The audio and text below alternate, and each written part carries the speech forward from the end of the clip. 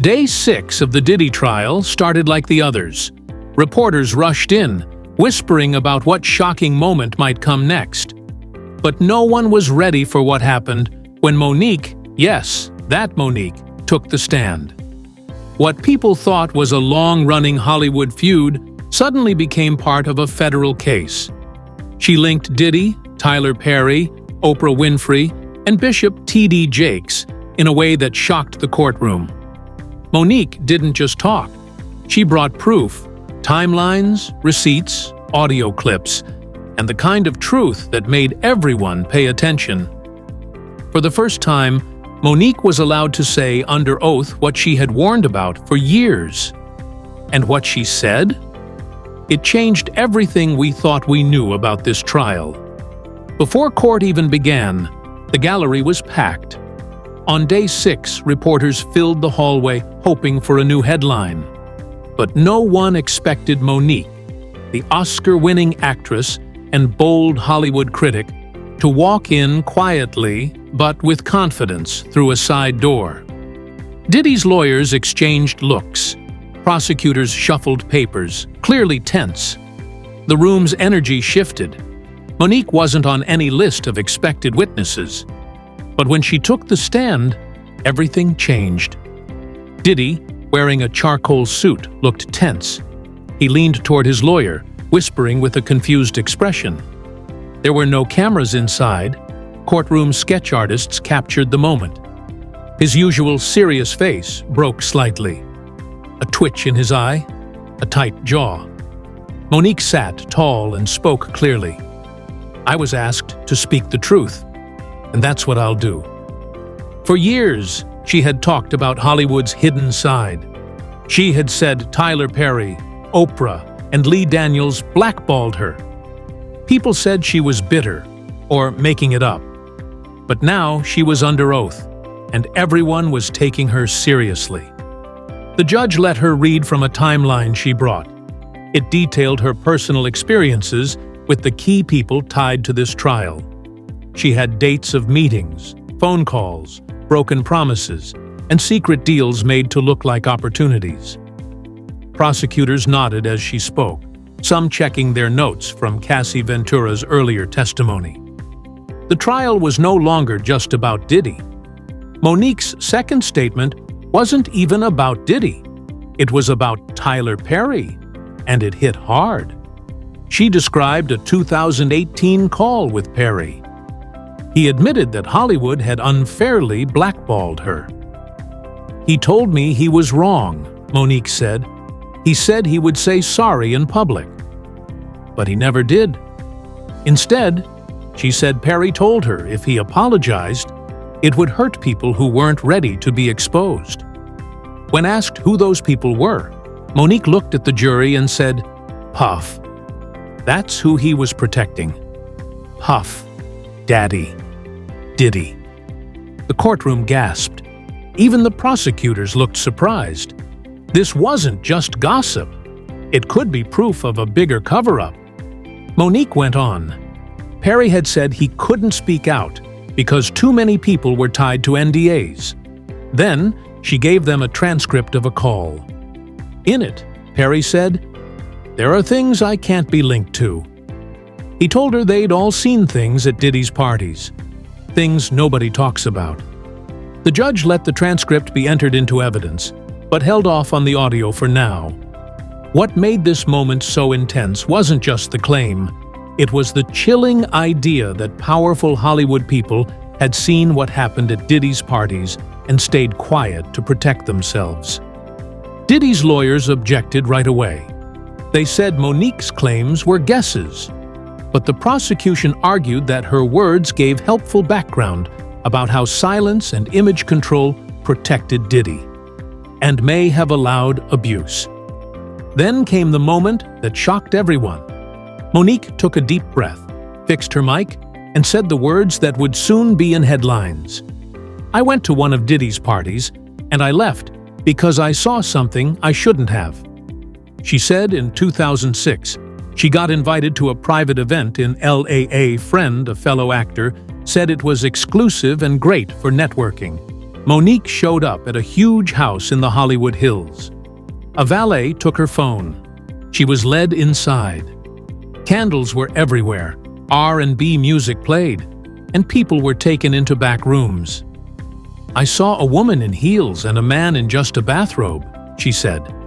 "One of Diddy's assistants told me. It's all about experience here. You're safe if you sign the NDA.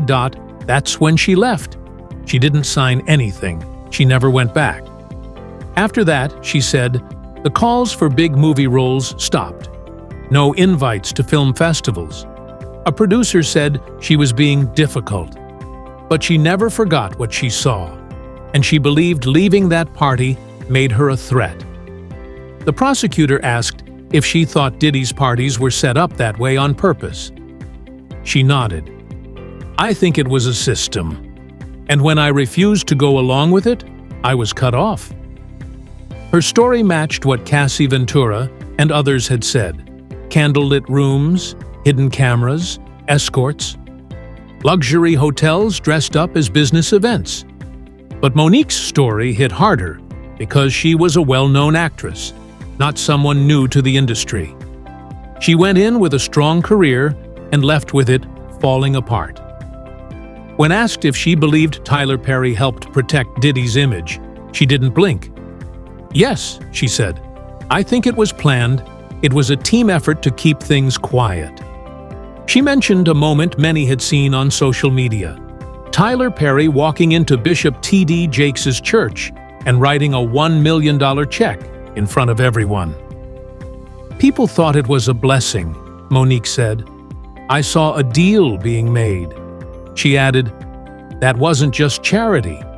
It was damage control. That church became a cover, and Diddy used it to build powerful friendships that made him untouchable." People in the courtroom murmured. Even the judge looked up as the jury took notes. Monique said that not long after Perry made that donation, gossip stories about Diddy began disappearing online. "That's when I knew people were being paid to stay quiet. That money wasn't just for the church. It was buying silence." Prosecutors showed photos from a BET event just weeks later. Perry and Diddy were smiling, arms around each other. It backed up Monique's point. Hollywood didn't just protect Diddy, it lifted him up. Then Monique looked at the judge. "I'm not scared of being blackballed anymore," she said. "I already lived through it. And let me tell you, silence is the most expensive thing we pay for." The courtroom went quiet again. Monique pulled out a paper transcript. "This is the call," she said, "where Tyler Perry said he was wrong." People gasped. Monique had said for years that Perry apologized to her in private. Now she had it on paper, and she said he knew she recorded it. She handed it to the bailiff, who gave it to the judge. He read the top lines, then let the prosecutors keep going. In the transcript, Perry said, "I know I messed up. You weren't being difficult. You just didn't want to work for free. I should have said that in public." Then he added, "But I can't." Puff's name is involved in too much. The prosecutors used that to explain how even respected Hollywood names feared what could happen if Diddy's secrets came out. "He told me," Monique said, "that if Puff went down, a lot of people would go with him. People who fund films, who write checks." Her words supported what Diddy's former bodyguard, John Deal, and even Christian Keys had hinted. Diddy's power wasn't just personal, it was part of the system. Monique's voice cracked with emotion. "He could have cleared my name," she said. "But he didn't, because he was protecting something bigger. Something darker than anyone wants to admit." The judge said the transcript could be used as evidence. Diddy's lawyers looked rattled. A friendly call had just become a federal issue. Then came a name that hadn't been brought up until now: Oprah Winfrey. Monique didn't mention her lightly. She made a direct point. "In 2010, I told Oprah something very private, that I was abused by my brother as a child. She promised she wouldn't use it. But she did. Monique continued. She put my brother on her show. And she did it right after I said no to promoting Precious. The courtroom didn't know how to react. It was painful and emotional. But Monique kept going. She betrayed me. And when I asked her why, she said it was business. But I knew. They wanted me to be silent. She then tied Oprah, Perry, and Diddy together, saying they all used NDAs, PR teams, and the same people to clean up scandals. They all have the same handlers, she said. I know this because one of them accidentally forwarded me an email. She said the email had her name, Diddy's name, and Perry's name in the subject. It was about how to manage optics. She gave a redacted version to the judge. The message was clear. This wasn't just about protecting Diddy. It was a group effort. People signed NDAs. People got paid.